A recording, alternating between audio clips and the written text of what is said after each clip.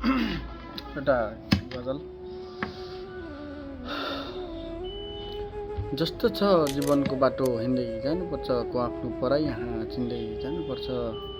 आजभोलि कहाँ मिल्ला नाता सित्तैमा, मूल्य कसको कति छ किन्दै जानुपर्छ।